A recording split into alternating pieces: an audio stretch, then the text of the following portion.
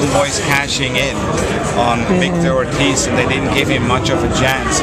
We always believed in Victor, because when you have that upbringing and you have as a kid, you have to deal with what he had to deal with the parents leaving, getting into the foster care. That really, and he turned out as a very good young man, and he channeled that negativity into a positive and made something out of his life. And I think that is a Victor Ortiz who has an unbelievable willpower. And we always believed in Victor. Even after the Maidana loss, we believed in Victor, because Victor was 22 years young. And I was just telling another gentleman, when you're 22, and I'm probably speaking for all of us here, we all made mistakes and said maybe stuff or did stuff which we probably wouldn't do today or wouldn't say today. And that is what Victor, Victor said some things, made some statements, which I'm sure he regrets now. But he learned from that. And when you watch that Berto fight, from the first second he set foot into the ring, you knew in his body language and whatever saying he was not going to go. He was not going to be denied. He was not going to leave that ring without the belt. And that's exactly what happened. And so I think today Victor Ortiz mentally is in a better place than he ever was. He is so motivated. He's so fired up. He's 10 years younger than Floyd. He has fought regularly. He's a southpaw, and he has an unbelievable power. I was just looking, when you look at all of the opponents he ever fought, do you realize that every single one of his opponents touched the canvas? That's power. The question is, can a Mayweather, 16 months inactive, a lot of distractions outside of the ring, can he keep Victor Ortiz off for 12 rounds? What's going to happen when Mayweather, who never touched the canvas, is going to touch the canvas? If Victor Ortiz connects, and Victor is going to be, Victor is ready. Victor is as ready as you can be. He went through the ups and the downs, and now it's his chance. And I flew out with him yesterday or Sunday, and I'm really impressed how he is approaching this fight. This guy's ready. This guy's ready, and Mayweather better be ready. But you look at Mayweather. Mayweather, certainly the most skilled fighter of our generation, maybe of any generation. There's a reason why he's undefeated, but he's just so good. I mean, he's just so good, Mayweather.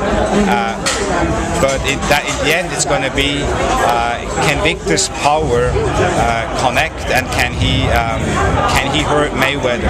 And when Mayweather gets hurt, how is he going to react? Because every fighter, every person gets older, and as they get older, they might lose a step, or they might slow down a bit.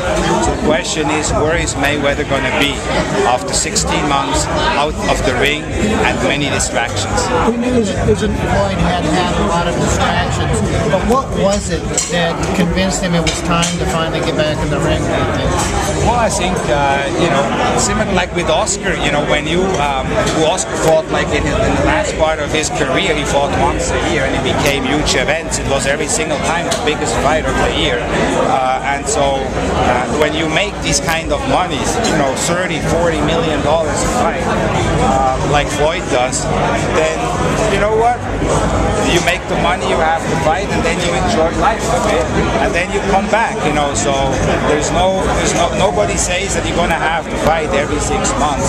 Maybe you do that as a younger fighter on the way up, or you fight even more often than that. But Floyd just felt that he wanted to take some time off, spend time with his family, and then eventually he was going to come back. And that eventually was now, because he just feels that was the fight he wanted, and it was, he was there at the Berto fight. I don't know if that maybe motivated him to say, hey, I could beat this guy. I don't know, but I mean, he basically reached out to us, and we put the deal together, and here we go.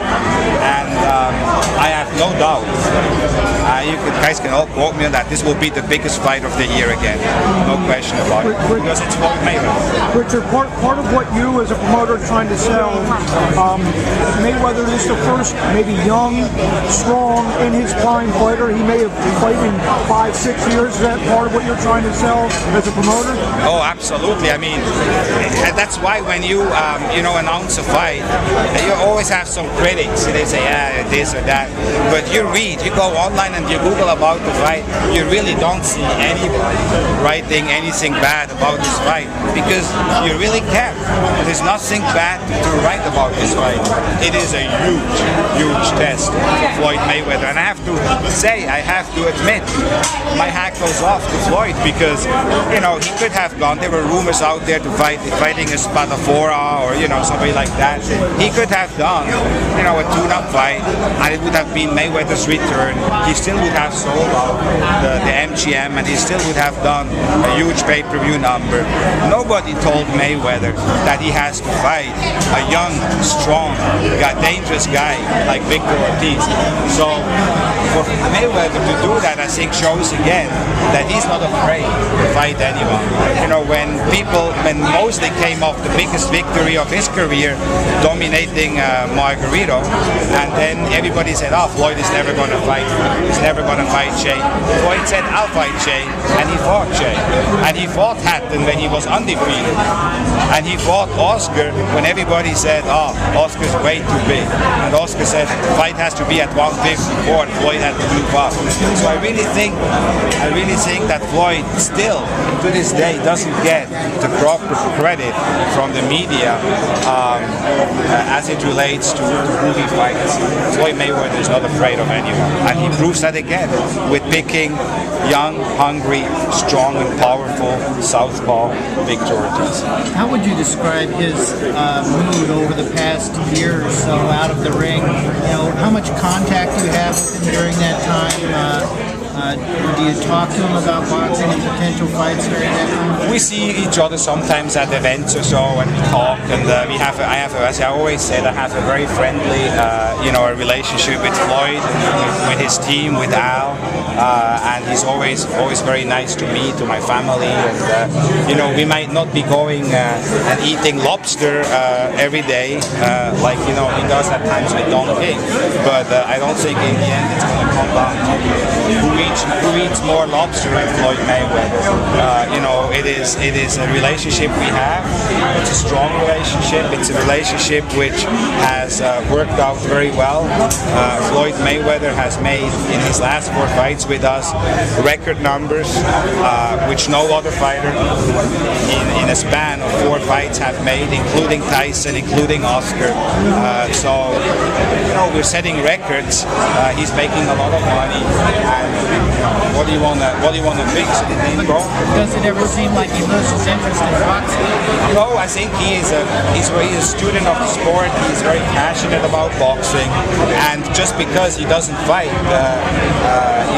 twice a year or so, I don't think we should really read too much into that. Just like with Oscar, when he fought, he took time off, but spent time with his family, enjoyed, I guess, the money he made, and then he fought again. And that's the same. It's the same with Floyd. I mean, he fought last year.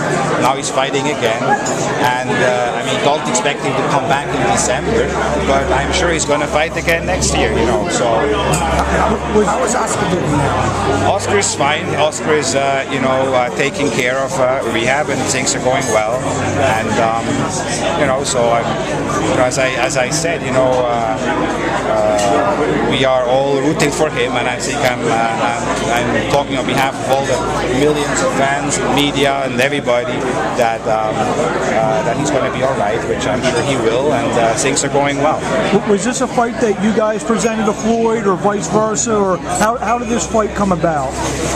No, it's really sort of like, when Floyd is ready to fight, the wheels start getting in motion, and then you look at who is out there, what can be done, and that's exactly what happened here. So there was not really like, and it was a relatively easy fight to be made.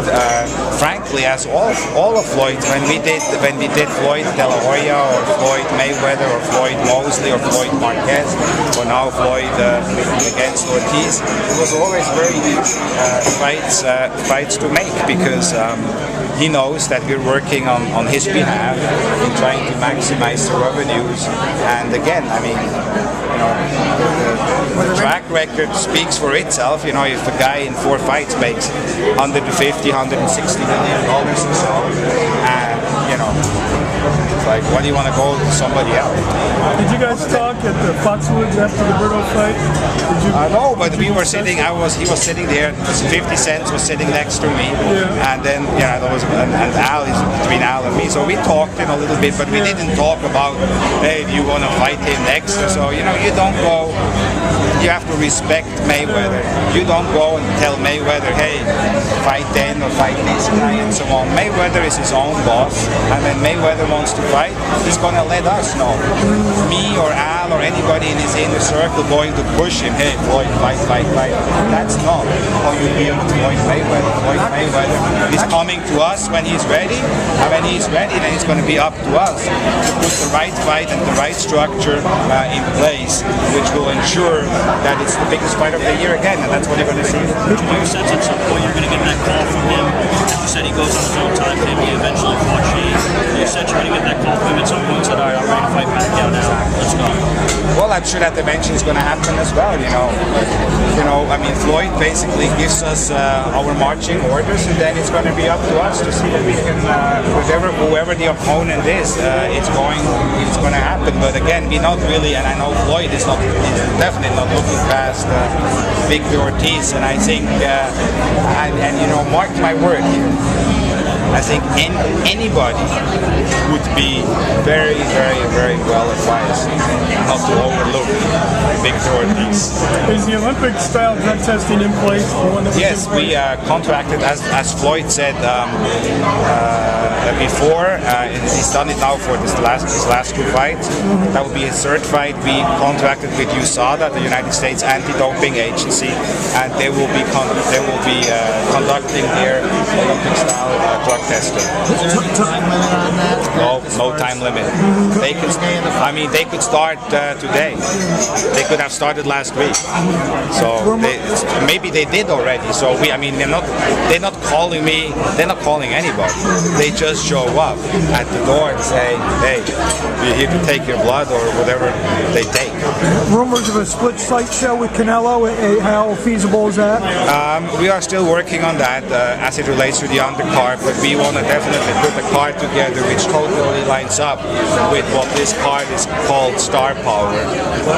I think we have the star power already with Mayweather and Ortiz, but I'm really hopeful that we can add to that, and hopefully in the next week, 10 days, we'll have some surprises there.